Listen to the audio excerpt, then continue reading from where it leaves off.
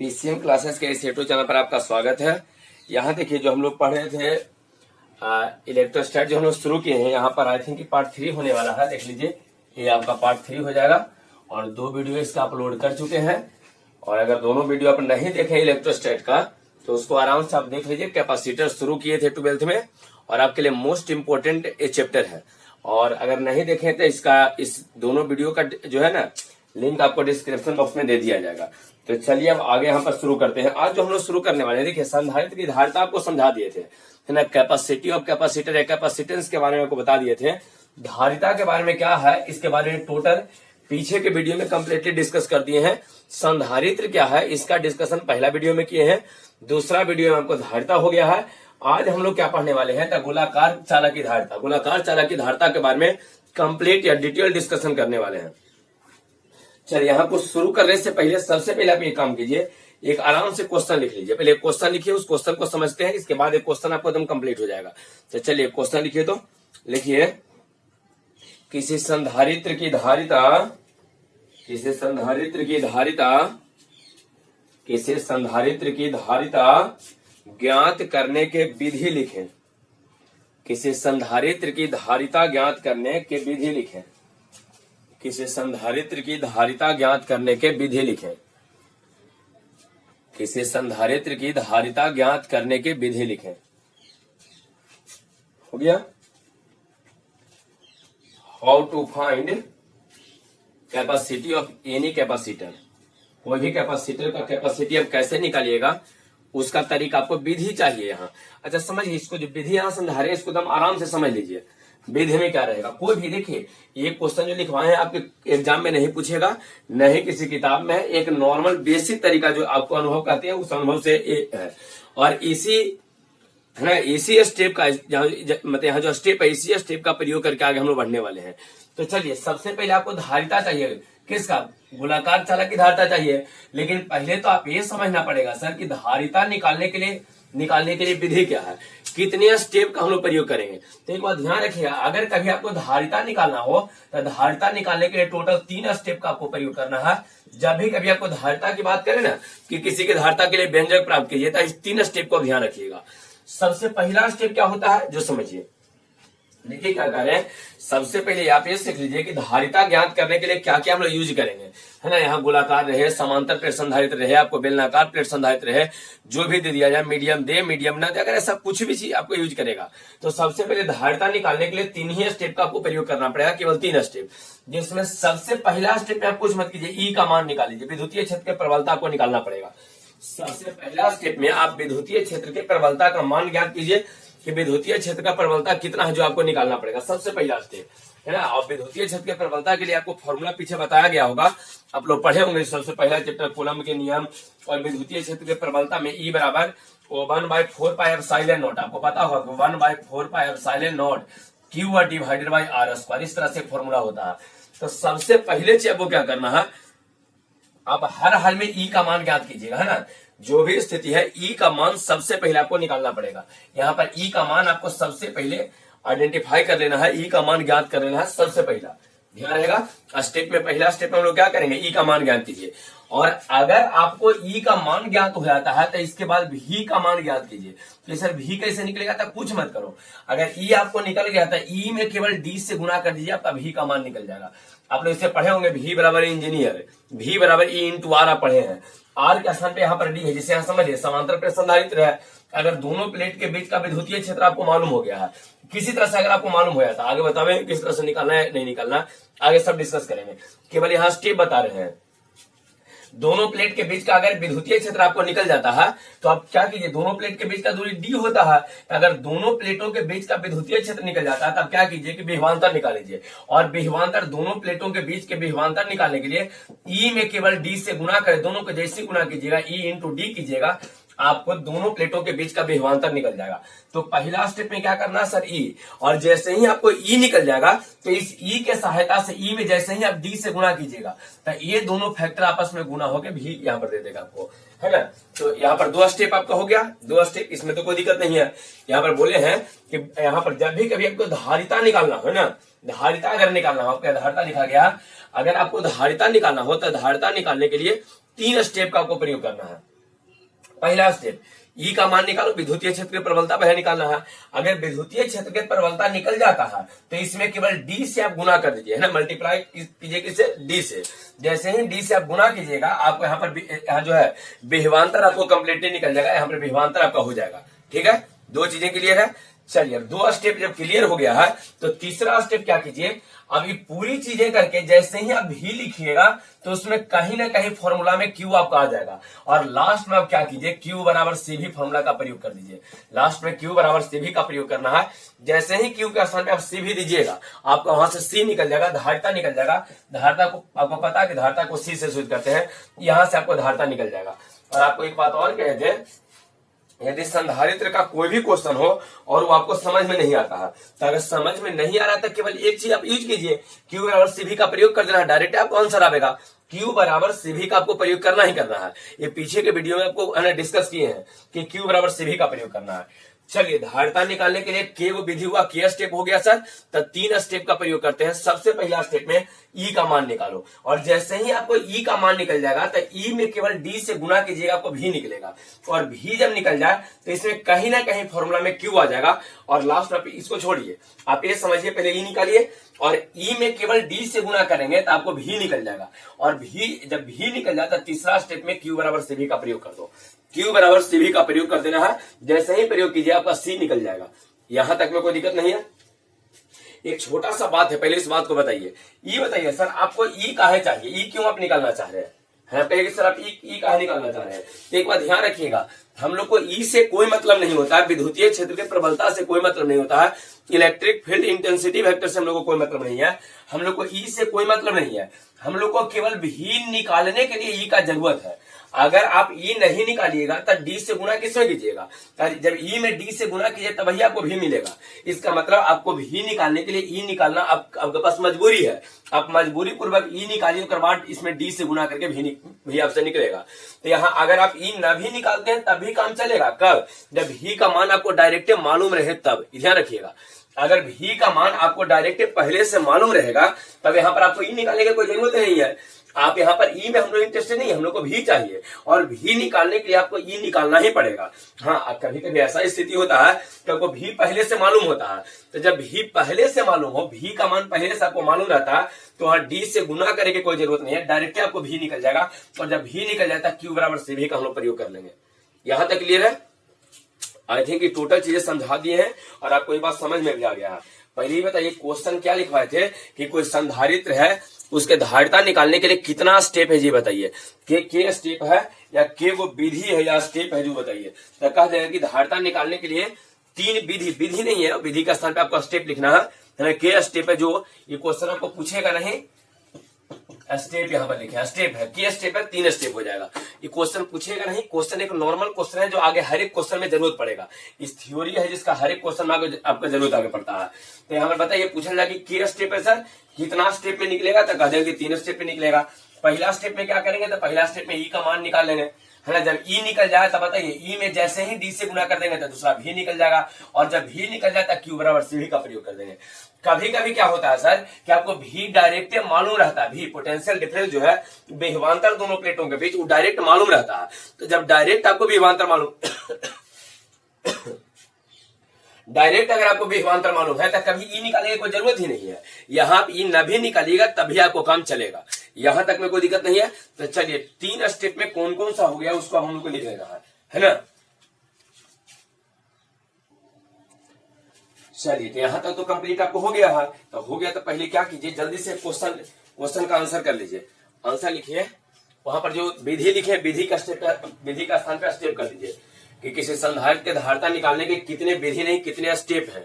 Answer लिखिए, किसी संधारित्र की धारिता ज्ञात करने या धारिता निकालने के निम्नलिखित 3 स्टेप है। के निम्नलिखित 3 स्टेप है। निम्नलिखित 3 स्टेप है। निम्नलिखित 3 स्टेप है। हो गया, निम्नलिखित 3 स्टेप है। चलिए लिखिए स्टेप O1, नीचे लिखिए step O1, step O1, step O1 लिख लिए हैं। तो स्टेप O1 में सबसे पहले क्या करेंगे, हम विद्युतीय क्षेत्र के प्रबलता का मान ज्ञात करना है ना। सबसे पहले ई का मान ज्ञात करना है। तो स्टेप स्टेप 1 में लिखिए सबसे पहले विद्युतीय क्षेत्र के प्रबलता, इलेक्ट्रिक फील्ड इंटेंसिटी वेक्टर। सबसे पहले विद्युतीय क्षेत्र के प्रबलता, अब ब्रैकेट में कर दीजिए ई, कैपिटल ई बढ़ के। विद्युतीय क्षेत्र के प्रबलता का मान ज्ञात करें। सबसे पहले विद्युतीय क्षेत्र के प्रबलता का मान ज्ञात करें। विद्युतीय क्षेत्र के प्रबलता का मान ज्ञात करें। हो गया, बताइए का मान ज्ञात करना है। चलिए फिर नीचे लिखो स्टेप 2 लिखिए। स्टेप 2 बताइए, जब विद्युतीय क्षेत्र के प्रबलता से निकल जाएगा तब हम लोग क्या करेंगे? तो फिर लिखिए स्टेप 2 में विद्युतीय क्षेत्र के प्रबलता के सहायता से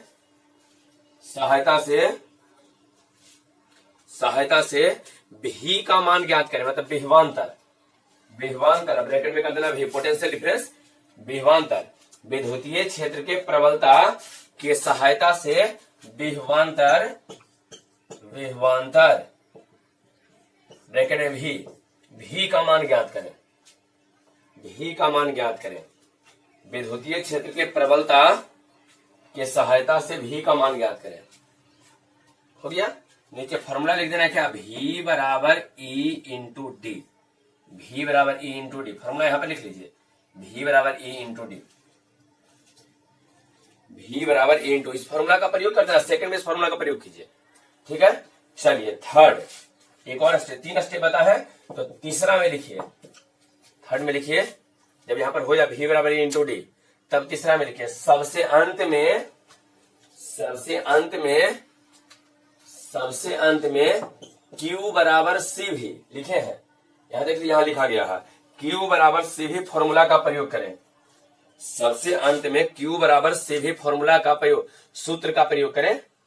Q बराबर सी भी सूत्र का प्रयोग करें। सबसे अंत में Q बराबर सी भी सूत्र का प्रयोग करें।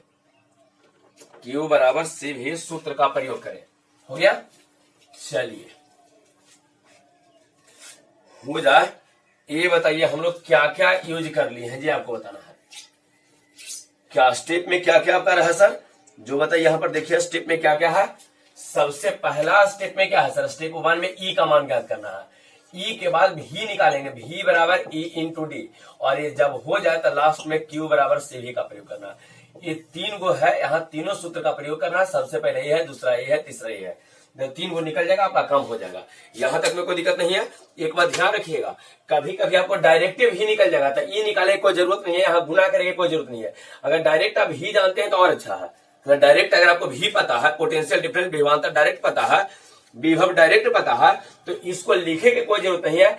ये हम लोग क्यों निकालते हैं, ये इसलिए निकालते हैं कि ई में डी से गुना करेंगे तभी आपको निकल जाएगा। लेकिन कभी कभी भी आपको डायरेक्ट निकला हुआ रहता है, आप डायरेक्ट उसके बारे में जानते हैं, तो जब डायरेक्ट उसके बारे में जानते हैं तो यहाँ पर आपको ई लिखे की कोई जरूरत नहीं है। गुना मत करेंगे, डायरेक्ट इसके बाद फॉर्मूला लिख देंगे, लास्ट में क्यू बराबर सी का प्रयोग कर देना है। ये क्लियर है। चलिए अगर हो जाए तो यहाँ पर 3 स्टेप था, तीनों खत्म हो गया। अब एक क्वेश्चन लिखिए, मोस्ट इंपोर्टेंट क्वेश्चन है, लिखिए, कई बार पूछा है, लिखिए तो। किसी गोलाकार चालक, क्वेश्चन लिखिए, किसी गोलाकार चालक के धारिता, स्फेरिकल कंडक्टर है, किसी गोलाकार चालक के धारिता के लिए व्यंजक प्राप्त करें। किसी गोलाकार चालक के धारिता के लिए व्यंजक प्राप्त करें। किसी गोलाकार चालक के धारिता के लिए व्यंजक प्राप्त करें। व्यंजक प्राप्त करें, हो गया। किसी गोलाकार चालक के धारिता के लिए व्यंजक प्राप्त करें, या करके लिखिए, या कीजिए, लिखिए लिखिए, मतलब सेम क्वेश्चन एक और तरीका से पूछेगा। लिखिए, सिद्ध करें कि, या करके सिद्ध करें, या कीजिए, पैराग्राफ चेंज कीजिए, लिखिए, सिद्ध करें कि किसी गोलाकार चालक की धारिता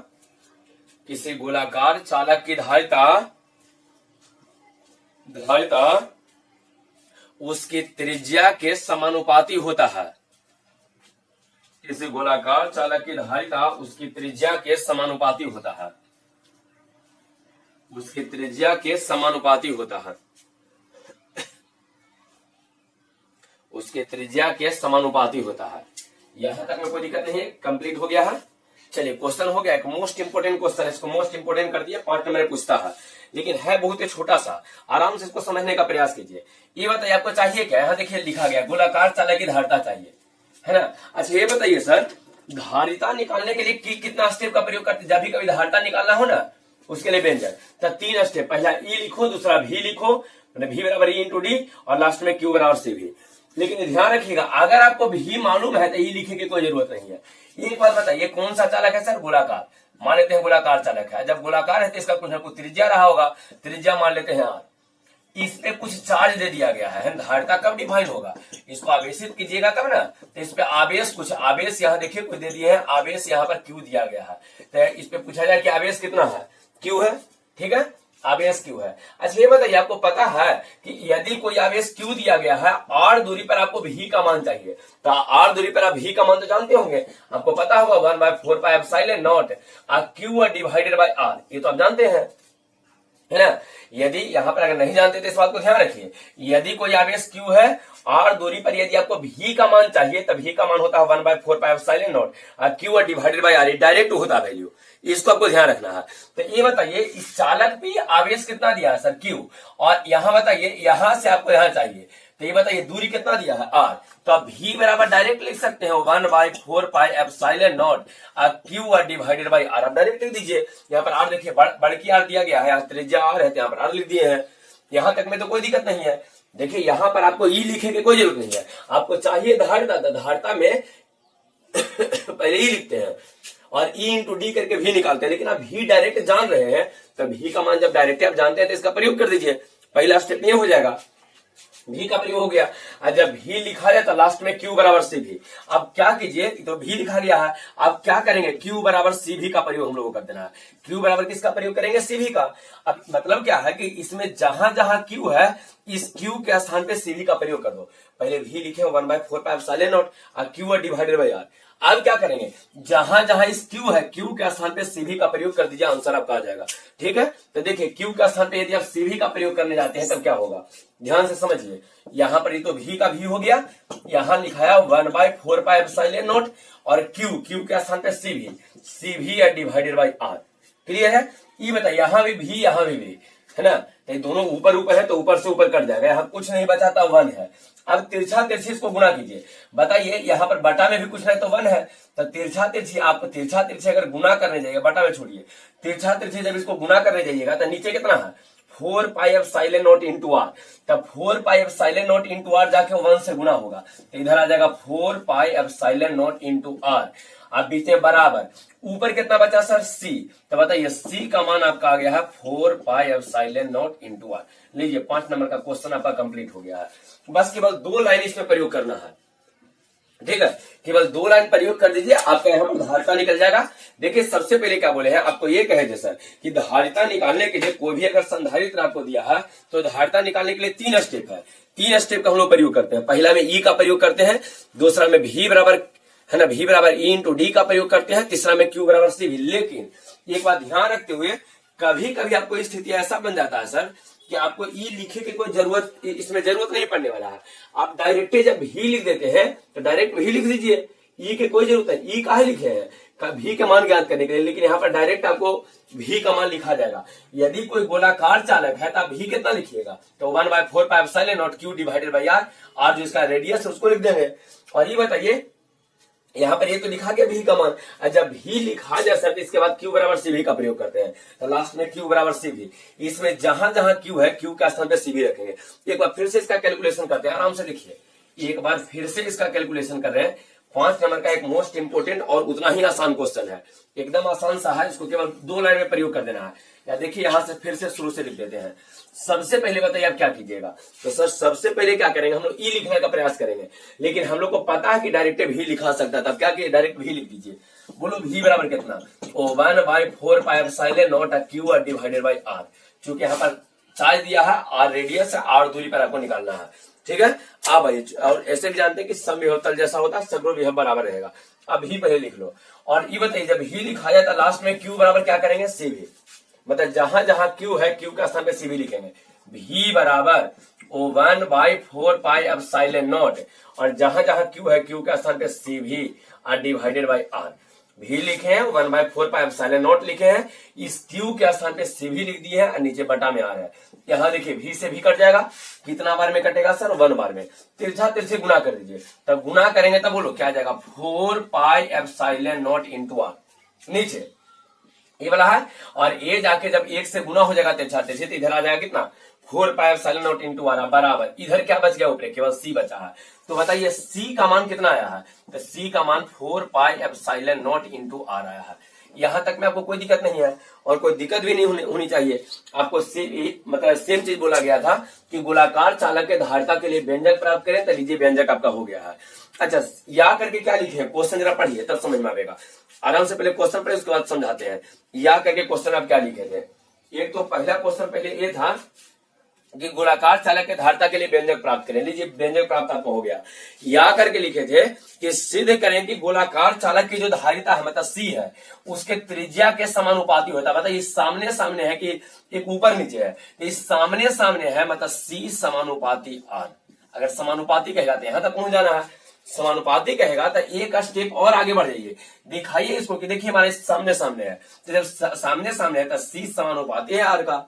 हो गया आपका आंसर कंप्लीट है, यहां तक में कोई दिक्कत नहीं। अब कैसे 5 नंबर में है, 2 लाइन में तो बन गया है, अभी 5 नंबर में कैसे बनेगा। तब 5 लाइन में बनाने के लिए सबसे पहले इसको छोटा जो छोटा उसको लैंग्वेज लिख के हम लोग लिख कर बड़ा कर देंगे। इक्वेशन 1 2 3 4 करते करते इसको लंबा कर देना, लेकिन हाँ ध्यान रखिएगा स्टेप में पहला में भी लिखाएगा और दूसरा में क्यू बराबर सी भी, दोनों को हल कर दो, जहां जहां क्यू है सी भी लिखिए, काट का आंसर लीजिए, स्टेप ही रहेगा आपका।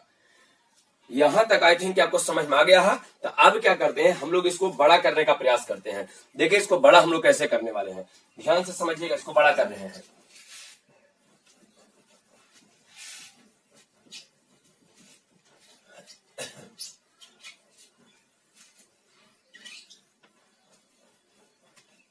चलिए 3 स्टेप आपको क्लियर है। अब इसको देखिए बड़ा कर रहे हैं, जैसे जैसे बोलेंगे बस उस तरह से केवल आपको लिखना है, खुद ही बड़ा हो जाएगा, है ना।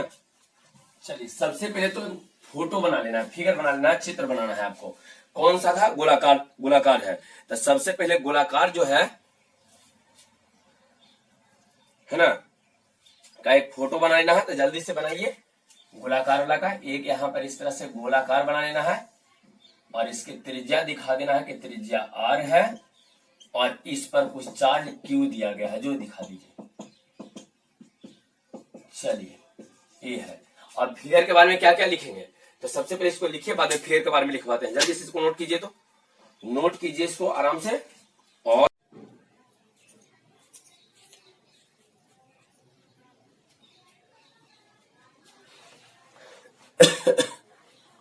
हो गया, एक गोलाकार बना देना है और गोलाकार में करना क्या है, आपको आवेश दे देना है, इसका त्रिज्या आर है। बताइए इसके बारे में क्या लिख सकते हैं, कह सकते हैं कि माना कि एक गोलाकार चालक है जिसके त्रिज्या आर है और इस पर क्यू आवेश दिया गया है ना, और तो कुछ है ही नहीं।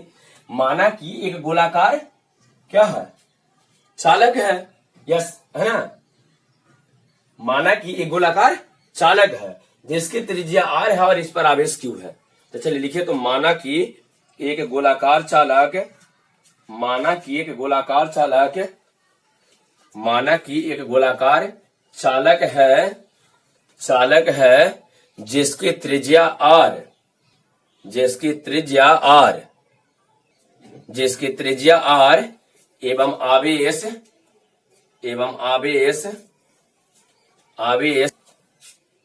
क्यू है, आवेश क्यू है। हो गया, माना कि एक गोलाकार चालक है जिसकी त्रिज्या आर एवं आवेश क्यू है। पहले इतना लिख लेना है, फिगर के बारे में कुछ नहीं। एक गोलाकार चालक आपका है ना, एक स्फेरिकल कंडक्टर है जिसका रेडियस आर और इस पे चार्ज कितना दिए हैं, आवेश जो है आवेश क्यू है, इस पे चार्ज क्यू है, आवेश क्यू है। क्लियर है। चलिए अब बताइए सर, आपको पहले क्या लिखना है, ई लिखना है। तो सर हाँ ई लिख देंगे और ई में डी से गुना करेंगे तब भी लिखा जाएगा और क्यू बराबर से भी का प्रयोग करना है। लेकिन आपको भी पहले से मालूम है, तो जब भी पहले से मालूम है इस पर उपस्थित चार्ज के कारण भी आप लिख दीजिए, है ना। अरे यहाँ भी आपको पहले से तो मालूम है, तो जब भी पहले से मालूम है तो इसे बताइए डायरेक्ट भी लिख दे, उसमें ई लिखने की कोई जरूरत नहीं है। तो नीचे क्या लिखेंगे, देखिए ये लिखेंगे आवेश, ध्यान दीजिए यहाँ पर आवेश है, आवेश Q के कारण विभव का मान, विभव या विभवांतर का जो मान रहेगा, आपको विभव या विभवांतर का मान चाहिए। ये बताइए आवेश Q के कारण कितना हो जाएगा विभव का मान या विभव विभवांतर का, तब V बराबर 1/4 pi epsilon not Q divided by R, इसको इक्वेशन 1 बना देते हैं। ठीक है, इसको क्या मान लिया, इक्वेशन 1, समीकरण पहला इसको माने हैं। सबसे पहले V लिख देना है, और जब V लिखा गया इसके बाद क्या करते हैं, तो Q बराबर CV का प्रयोग करते हैं, आपको पता है ना। इसके बाद तो आपको पता होगा कि अब लास्ट में हम लोग क्या करेंगे, Q बराबर CV का प्रयोग करेंगे। तो इसके बाद ये बताइए, ये पहला इक्वेशन आपको हो गया, V का मान लिखा गया, अब Q बराबर CV, तो इस तरह से लिखेंगे, इधर समझिए, ये लिखना है हम लोग जानते हैं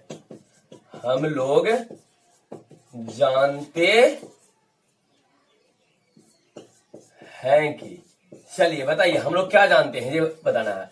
तो ये पहला तो है ना, V बराबर 1/4 pi epsilon not Q divided by R हो गया, और हम लोग जानते हैं Q बराबर CV, ये आपका दूसरा इक्वेशन है ना।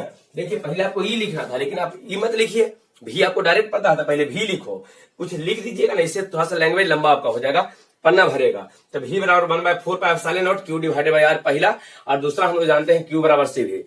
अब क्या करेंगे, समीकरण पहला और दूसरा को मर्ज कर दो, तो लिख देंगे समीकरण, ध्यान दीजिए, समीकरण फर्स्ट एवं सेकंड से, समीकरण पहला एवं दूसरा से। बताइए पहला क्या है, यहाँ पर V बराबर 1/4 pi epsilon not Q divided by R, ये है। अब ये बताइए, इसमें ये तो समीकरण पहला है, इसमें जहां जहां Q है, Q के स्थान पर C भी रखो, तो आ जाएगा V बराबर 1/4 पाई एप्सिलॉन नॉट Q के स्थान पे CV डिवाइडेड बाय R। अब इसको काट देंगे, यहाँ पर आंसर आपका आ जाएगा। ठीक है, जैसे ही यहाँ पर काटिएगा आपका इसमें आंसर आ जाएगा। तो चलिए इतना तो आप नोट कर सकते हैं, है ना, पहले इतना जल्दी से नोट कीजिए, बाद में काट के हम आंसर लिखते हैं क्या आवेगा या क्या नहीं आवेगा, जल्दी से इसको नोट कीजिए। लैंग्वेज तक हो गया, यहां तक लिखिए आवेश Q के कारण विभव का मान, आवेश Q के कारण विभव का मान लिखिए, आवेश Q के कारण विभव का मान, आवेश Q के कारण विभव का मान लिखिए, V बराबर 1/4 pi epsilon not Q divided by R, इसको लिख लीजिए। दूसरा वहां लिखिए, अगर हो जाता हम लोग जानते हैं कि, वी नो दैट, हम लोग जानते हैं कि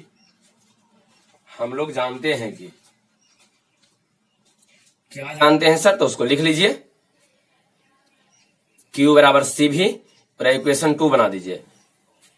हम लोग जानते हैं कि Q बराबर CV, उसको इक्वेशन 2 कीजिए, और इसके बाद लिखिए समीकरण पहला एवं दूसरा से, फर्स्ट एवं सेकंड, पहला एवं दूसरा से भी लिखिए, जहां जहां Q है Q के स्थान पर CV का प्रयोग कर दीजिए।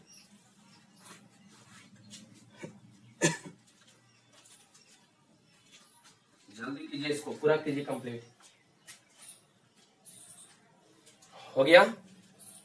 चलिए अगर नहीं हुआ है तो वीडियो को रोक के पहले आराम से इसको लिख लीजिए, ठीक है, और अब हो जाए तब समझिए, पहले वीडियो को रोकिए, आराम से लिख लीजिए, हो जाए तब ध्यान दीजिए। बताइए सबसे पहले आवेश Q के कारण विभव का मान क्या लिखे, तो इसको लिख दिए 1/4 pi epsilon not Q divided by R, और दूसरा में Q बराबर CV, जहां जहां Q है Q का स्थान पर CV का प्रयोग कर दीजिए। अब इस ओर साफ कर रहे हैं, उस ओर जरा देखिए इसमें क्या है, क्या क्या आपको आने वाला है जो समझ लीजिए। बताइए क्या हो जाएगा, सबसे पहले तो आपको ये बताना है यहाँ कटेगा कौन कौन सा, तो यहाँ देखिए V से भी कट जाएगा, है ना, कितना बार में, एक बार में। तिरछा तिरछे गुना कीजिए, जब तिरछा तिरछे गुना कीजिएगा तब क्या आ जाएगा, तो तिरछा तिरछे गुना करेंगे तो यहाँ पर आ जाएगा आपका 4 pi epsilon naught into R। समझिए यहाँ पर आया 4 pi epsilon naught into R बराबर, इसको देखिए 4 पाई एप्सिलॉन R इधर जाके गुना हो जाएगा तिरछा तिरछे, ईश्वर बचेगा आपका C, बराबर C, मीन्स C बराबर आ गया है 4 pi epsilon naught into R। देखिए अगर पहला क्वेश्चन कहता कि व्यंजक प्राप्त कीजिए, तो आप यहाँ पर लिख दीजिए कि अतः व्यंजक प्राप्त हुआ, बस इतना लिख देना है, अतः व्यंजक प्राप्त हुआ, इतना करके छोड़ देना है। अगर या वाला आपको क्वेश्चन कहता कि सर नहीं, या वाला जरा बना दीजिए कि ये सिद्ध कीजिए कि धारिता जो है त्रिज्या के समानुपाती है, तो एक स्टेप यहाँ ये लिखते नहीं, एक स्टेप आगे बढ़ जाते हैं, ये कहते हैं कि यहां देख लीजिए C, यहां देखिए है ना, किसके साथ है, सामने सामने है, आर के सामने, तो सी समानुपाती आर, और लिख देना कि परमाणु सिद्ध करना था, अगर सिद्ध करने के लिए रहेगा तो कहना कि सिद्ध हुआ, है ना, सिद्ध हुआ। दोनों में से जो, अगर पहला क्वेश्चन कहता है तो ये लिखिए, या वाला क्वेश्चन कहता है तो यहां से थोड़ा सा आगे बढ़ जाना, सिद्ध हुआ, इसमें व्यंजक प्राप्त हुआ। क्लियर है, चलिए जल्दी से इसको आप नोट कर लीजिए, कंप्लीट हो गया 5 नंबर आपका। 5 नंबर के क्वेश्चन करवाए हैं यहाँ पर, और मोस्ट इंपोर्टेंट आपके लिए है, इसको एकदम निश्चित यहाँ ध्यान रखिए, जल्दी से नोट कीजिए।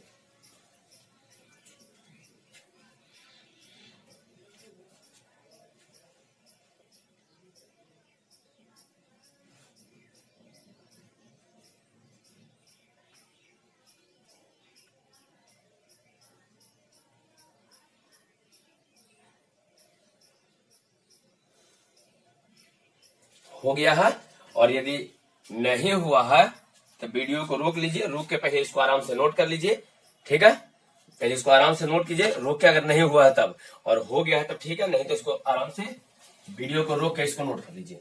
अब आइए थोड़ा सा जरा ध्यान दीजिए, तो बताइए कैसे कैसे हम लोग सिद्ध कर दिए हैं सर, जो बताइए, छोटा सा शॉर्ट स्टेप में हम लोग देख लेते हैं। तो सबसे पहले क्या करेंगे, क्यू है ना, भी बराबर फॉर्मूला लिखेंगे, ध्यान दीजिए, पहले हम लोग क्या करेंगे, भी बराबर कितना, तो 1/4πε0 क्यू डिवाइडेड बाई आर, और दूसरा में क्यू बराबर कितना, सी भी, तो जहां जहां इसमें क्यू रहेगा, मतलब भी में जहां जहां क्यू है, क्यू के स्थान पे सी भी का प्रयोग कीजिए, भी से भी कट जाएगा एक बार में, तेरछा तेरछे गुना हो जाएगा, 4πε0 इंटू आर बराबर सी, तो आपका सी का मान यहाँ पर निकल गया है।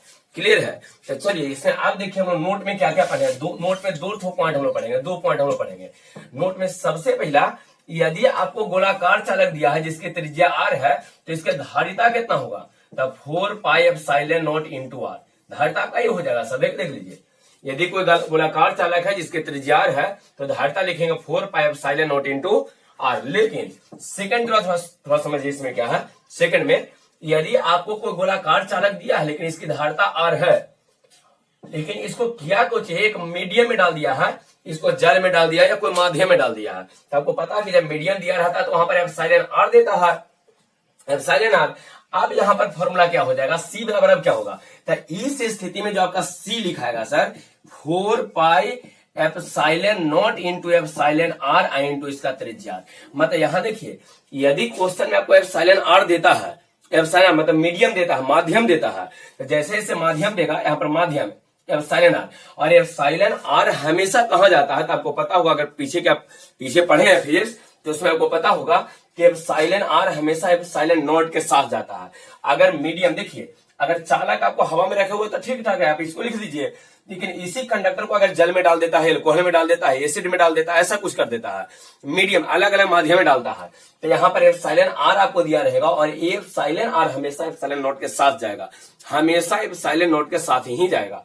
तो ये बताइए, पहले फॉर्मूला 4πε0 इंटू एप्सिलॉन आर, तो अब कहा, मतलब अब इसका फॉर्मूला क्या हो जाएगा, 4πε0 into epsilon are into r हो जाएगा, क्योंकि एप्सिलॉन आर हमेशा एप्सिलॉन नॉट के साथ जाएगा, तो यहाँ 4πε0 into epsilon are into r हो जाएगा। चलिए कंप्लीट है, तो नोट करके पहला पॉइंट है, दूसरा पॉइंट, पहला पॉइंट में लिखिए, नोट करके फर्स्ट पॉइंट में लिखिए, कुछ लिखवा रहे हैं, लिखिए, यदि प्रश्न में माध्यम न दिया गया हो, नोट में पहले लिखिए, यदि प्रश्न में माध्यम न दिया गया हो, यदि प्रश्न में माध्यम न दिया गया हो,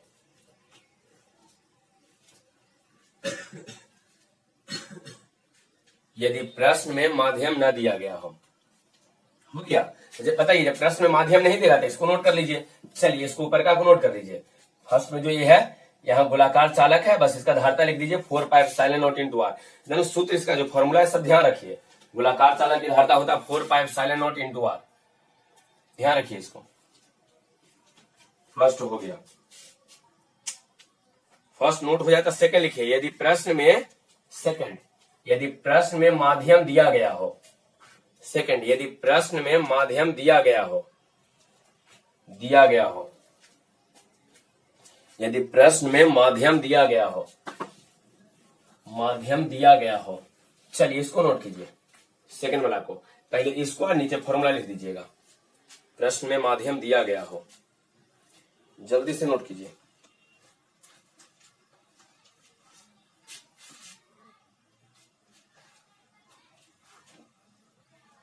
हो गया।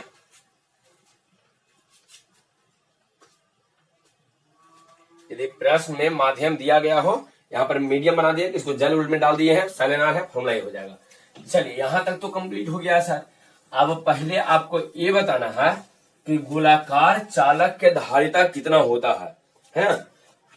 कैपेसिटेंस या capacity of any spherical capacitor, spherical वाला कितना रहेगा, गोलाकार वाला कितना रहेगा, बताइए जल्दी से। तो इसमें तो कहीं सर दो फॉर्मूला आ गया है। एक तो आपका ये रहेगा C बराबर 4 pi epsilon naught into epsilon are into R. Epsilon naught into R केवल इतना पहले रहने दीजिए। कब? जब माध्यम आपको नहीं देगा तब। लेकिन जब माध्यम दे देगा तब 4 pi epsilon naught into epsilon are into R. ये हो गया, यहां तक रहेगा। ठीक है, इसमें कोई दिक्कत नहीं है। अब इस गोलाकार चालक से संबंधित एक लास्ट क्वेश्चन आपसे पूछता है 2 नंबर में। एक क्वेश्चन लिखिए, तो लिखिए गोलाकार चालक की धारिता। क्वेश्चन, गोलाकार चालक की धारिता, ये भी मोस्ट इंपोर्टेंट आपके लिए है। गोलाकार चालक की धारिता किन किन बातों पर निर्भर करती है? गोलाकार चालक की धारिता किन किन बातों पर निर्भर करती है? गोलाकार चालक की धारिता किन किन बातों पर निर्भर करती है? गोलाकार चालक की धारिता किन किन बातों पर निर्भर करती है? Right the factor on which capacitance of spherical capacitor depends. Capacitance of spherical capacitor depends. गोलाकार चालक की धारिता किन किन बातों पर निर्भर करती है? चलिए समझिए, गोलाकार चालक की धारिता जो है सर, आपको पता हो कि धारिता 3 बात पर निर्भर करता है, पहले ही पढ़ाए हैं। सबसे पहला आकार और आकृति, तो पहला हो गया आकार एवं आकृति पर निर्भर करेगा, है ना, ये तो पहले ही बताए हैं। दूसरा निर्भर करता है माध्यम पर, ये भी आपको बता दिए थे, माध्यम पर। और तीसरा निर्भर करता है प्रकृति पर, है ना। 3 बात तो बताए हैं, तो बस 3 बात यहाँ भी रहेगा। कहिए सर पहला आकार या आकृति कैसे? तो समझिए, यहाँ पर आर को चाहिए, त्रिज्या है सर। ये बताइए अगर आर का मान कम तो इसमें छोटा सा रहेगा, तो ये आर का मान कम रहेगा तो आकार छोटा, और जब आर का मान कम तो धारिता कम रहेगा। आर का मान ज्यादा रहेगा तो इसका आकार थोड़ा बड़ा बन जाएगा, त्रिज्या ज्यादा रहेगा तो आकार बड़ा बनेगा। और बताइए जब आकार बड़ा बनेगा, त्रिज्या अगर ज्यादा रहेगा तो सी का भी मान ज्यादा हो जाएगा। मतलब जितने बड़ा सा आप कंडक्टर गोलाकार चालक लीजिएगा उसका धारिता उतना ही ज्यादा रहेगा। वहां भी समझाते कि बताइए कोई छोटा सा अगर बच्चा है तो उसके अंदर ऊर्जा संचित करने की क्षमता कम रहेगा, जैसे ही वो बड़ा हो जाएगा तो उसके पास ऊर्जा संचित करने की क्षमता ज्यादा हो जाएगा। तो ये बताइए आकार आकृति पर तो निर्भर करेगा ही, पहला बात आकार आकृति पर। दूसरा माध्यम पर निर्भर करेगा। देखिए एप्सिलॉन आर आ गया यहाँ पर, C बराबर आया है 4 pi epsilon naught into epsilon R आया है, एप्सिलॉन आर इंटू आर। बताइए जैसे जैसे माध्यम चेंज करेंगे तो एप्सिलॉन आर का मान चेंज करेगा, है ना। तो माध्यम को डिपेंड करता है, कभी 2 हो जाएगा, कभी इसका मान 3 होगा, कभी 10 होगा, कभी 20 होगा, कभी 100 होगा, कभी 80 होगा। तो जैसे जैसे यहाँ पर वैल्यू रखते जाइएगा सी का मान चेंज करते जाएगा। मतलब दूसरा माध्यम पर निर्भर करेगा। और तीसरा एप्सिलॉन नॉट मतलब प्रकृति पर आपको निर्भर करेगा। किस प्रकृति का? अपना सोना का बनाए है कि लोहा का है कि कॉपर है, किस चीज का गोलाकार चालक का बनाए हैं, तो उस पर भी निर्भर करेगा। ये बात ये मतलब क्लियर है। तो एक बात बताइए, गोलाकार चालक की धारिता किन किन बातों पर निर्भर करती है सर? तो आंसर लिख दें कि गोलाकार चालक की धारिता निम्नलिखित 3 बातों पर निर्भर करती है। पहला आकार या आकृति पर, दूसरा माध्यम पर, तीसरा प्रकृति पर। ठीक है, गोलाकार चालक की धारिता के बात पर निर्भर करेगा? 3 बात पर। पहला बताइए आकार एवं आकृति पर, दूसरा माध्यम पर, तीसरा प्रकृति पर। चलिए नोट में यहाँ पर भी आपको 2 पॉइंट नोट में पढ़ना है, फर्स्ट और सेकंड। देखिए पहला में क्या है ये बताइए, यदि गोलाकार चालक की त्रिज्या बढ़ता है ना, या नोट में नहीं उसी में हम लोग लिख देंगे, आकार या आकृति में ही लिख देंगे हम लोग। पहला लिखेंगे आकार या आकृति, उसमें लिख के डाल देंगे। ये बताइए यदि त्रिज्या बढ़ता है, गोलाकार चालक की त्रिज्या अगर बढ़ा देते हैं तो बताइए जैसे जैसे त्रिज्या बढ़ावेंगे तो उसका आकार बढ़ेगा। तो त्रिज्या बढ़ाने से इसका धारिता सामने सामने है, त्रिज्या का मान बढ़ेगा तो धारिता का भी मान बढ़ेगा, है ना। त्रिज्या का मान यदि बढ़ता है तो धारिता का मान भी क्या आपका होगा? तो धारिता का मान भी आपका यहाँ पर बढ़ जाएगा सर। त्रिज्या का मान बढ़ता है तो यहाँ पर, है ना, इसका धारिता का मान बढ़ेगा। तो जैसे देखिए जैसे जैसे इसका त्रिज्या बढ़ेगा तो त्रिज्या बढ़ने से आकार बढ़ जाएगा, तो आकार बढ़ने से उसका धारिता भी बढ़ेगा। अच्छा सेकेंड हम लोग क्या करेंगे, मतलब यहाँ ये समझाना चाह रहे हैं कि कोई भी गोलाकार चालक की त्रिज्या जो होता है, सॉरी धारिता होता है, वो 3 बात पे निर्भर करता है, 3 बात पे निर्भर करेगा। सबसे पहला बात आकार एवं आकृति पर लिखना है, लिख के डस देंगे। क्या कहेंगे? कि यदि किसी गोलाकार चालक का आकार या आकृति बड़ा हो, आकार बड़ा हो तो उसका धारिता अधिक होता है। आकार बड़ा मतलब त्रिज्या ज्यादा, त्रिज्या ज्यादा मतलब उसका धारिता अधिक। ये पहला हो गया। दूसरा पॉइंट में लिखेंगे माध्यम। ये बताइए जैसे जैसे माध्यम लोग डालेंगे, माध्यम डालेंगे, मान लीजिए माध्यम डाले और एप्सिलॉन आर का मान 2 हो गया, तो माध्यम डालने से एप्सिलॉन आर ऊपर आ रहा, मतलब जैसे जैसे माध्यम डालिएगा तो एप्सिलॉन आर का मान चेंज होगा और सी का मान भी आपको बढ़ेगा। क्योंकि यहाँ पर इसका मान 2 आएगा तो 2 गुना हो जाएगा, 3 आएगा तो 3 गुना हो जाएगा। तो पहला हुआ आकार, या आकार बढ़ने से धारिता बढ़ता है। माध्यम इंट्रोड्यूस करने से, माध्यम डालने से धारिता बढ़ता है। और प्रकृति में क्या रहेगा, अलग अलग अगर चालक है तो उसका धारिता अलग अलग हो जाएगा। लोहा का है तो उसका अलग रहेगा, कॉपर का बना है तो उसका अलग रहेगा, चांदी सिल्वर का बना है तो उसका अलग रहेगा, है ना, एल्यूमिनियम है तो उसका अलग रहेगा। तो ध्यान रखना है, तीसरा में लिख देना है कि अलग अलग चालकों का धारिता अलग अलग होता है। एक लिए है। तो चलिए अब क्या कीजिए, यहाँ जल्दी से क्वेश्चन लिख लीजिए और इसका आंसर लिखेंगे। लिखिए क्वेश्चन, और लिख लिए हैं तो ठीक है, नहीं तो क्वेश्चन लिखिए। किसी गोलाकार चालक की धारिता किन किन बातों पर निर्भर करता है? किसी गोलाकार चालक की धारिता किन किन बातों पर निर्भर करता है? क्वेश्चन लिखिए। किसी गोलाकार चालक की धारिता किन किन बातों पर निर्भर करता है? किन किन बातों पर निर्भर करता है? चलिए, अगर वीडियो अच्छा लग रहा है तो लाइक कर देना, चैनल को सब्सक्राइब कर लीजिए, बेल आइकन प्रेस कर लीजिए, है ना। और जो भी स्टूडेंट है पढ़ने वाला, जो 12th में पढ़ रहा है, उसको वीडियो शेयर कीजिए और है ना दोस्तों के साथ मतलब शेयर कीजिए, और उसको भी है ना चैनल सब्सक्राइब करने के लिए कहिए, ठीक है। और पूरा कंप्लीट कीजिए, कॉपी है ना, कॉपी पेन लेके बैठ जाना है, पूरा एकदम कंप्लीट कर लेना है, नोट कर लेना है। आंसर लिखिए, गोलाकार चालक की धारिता निम्नलिखित 3 बातों पर निर्भर करता है। गोलाकार चालक की धारिता निम्नलिखित 3 बातों पर निर्भर करता है। निम्नलिखित 3 बातों पर निर्भर करता है। आंसर में क्वेश्चन ये था कि गोलाकार चालक की धारिता किन किन बातों पर निर्भर करती है। आंसर, गोलाकार चालक की धारिता निम्नलिखित 3 बातों पर निर्भर करती है। पहला, फर्स्ट में लिखिए, पहला लिखिए तो आकार या आकृति, आकार एवं आकृति पर। फर्स्ट में लिखिए आकार एवं आकृति पर, आकार एवं आकृति पर। चलिए लिख के डाल दीजिए, इसमें लिखिए तो लिखिए लिखिए आकार बड़ा होने पर, आकार बड़ा होने पर, आकार बड़ा होने पर चालक की धारिता बढ़ता है। यह गोलाकार है तो गोलाकार चालक की धारिता बढ़ता है। आकार बड़ा होने पर गोलाकार चालक की धारिता बढ़ता है, गोलाकार चालक की धारिता बढ़ता है, ठीक है। चलिए सेकंड लिखिए, माध्यम पर। सेकंड में लिख दीजिए माध्यम पर, और लिख के डाल दीजिए, इसमें लिखिए लिखिए गोलाकार चालक को माध्यम में डालने पर, गोलाकार चालक को माध्यम में डालने पर, माध्यम में डालने पर उसकी धारिता, माध्यम में डालने पर उसकी धारिता, माध्यम में डालने पर उसकी धारिता बढ़ता है। माध्यम में डालने पर उसकी धारिता बढ़ता है। माध्यम रहेगा उसका धारिता बढ़ जाएगा, एप्सिलॉन आर आ जाता है, तो माध्यम में डालने पर धारिता, उसकी धारिता बढ़ता है, ठीक है। चलिए तीसरा लिख लीजिए, लिखिए चालक की प्रकृति पर। थर्ड में चालक की प्रकृति पर, थर्ड में लिखिए चालक की प्रकृति पर, और लिख के डाल दीजिए। प्रकृति मतलब क्या है कि अलग अलग चालक हो, अलग अलग चालक का धारिता अलग अलग। लोहा का रहेगा तो अलग उसका रहेगा, कॉपर का चालक बना के लाए हैं गोलाकार चालक की, कॉपर का बना हुआ तो इसका अलग रहेगा, एल्यूमिनियम का है तो अलग रहेगा। तो लिख लीजिए अलग अलग चालकों का धारिता अलग अलग होता है, अलग अलग चालकों का धारिता अलग अलग होता है, अलग अलग चालकों का धारिता अलग अलग होता है, ठीक है। अलग अलग चालकों का धारिता अलग अलग होता है, मतलब गोलाकार चालक की धारिता 3 बात पर निर्भर करेगा सर।